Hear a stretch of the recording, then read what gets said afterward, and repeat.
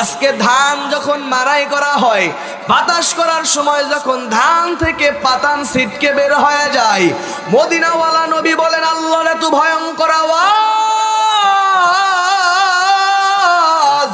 সব গুনাহগাররা নেককারদের থেকে ছিটকে ছিটকে বের হয়ে যাবে।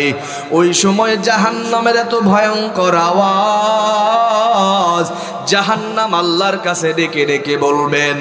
হাল মিন মাজিদ, ও দয়ার মালিক, আজকে জাহান্নাম আমার পেটের মধ্যে বড় ক্ষুধা, বহুদিন পর্যন্ত তুমি আমারে না খাওয়াইয়া রাখছো গো আল্লাহ, কতদিন আমি না খাইয়াছি, আজকে আমি জাহান্নাম পেটের ক্ষুধা সহ্য করতে পারি না। ও দয়ার মালিক, ও দয়ার রব, তোমার গুনাহগার বান্দাগুলারে আমি জাহান্নামে দাও, আমি তোমার জাহান্নাম বান্দাদের, তোমার গুনাহগার বান্দাদেরকে দিয়া জাহান্নামের পেটটাকে ঠান্ডা করব। আল্লাহ তাআলা বলবে রে জাহান্নাম, একটুখানি অপেক্ষা কর, একটুখানি ধৈর্য ধর, আমি আল্লাহ গুনাহগারের হিসাব নিকাশ শেষ হওয়ার সাথে সাথে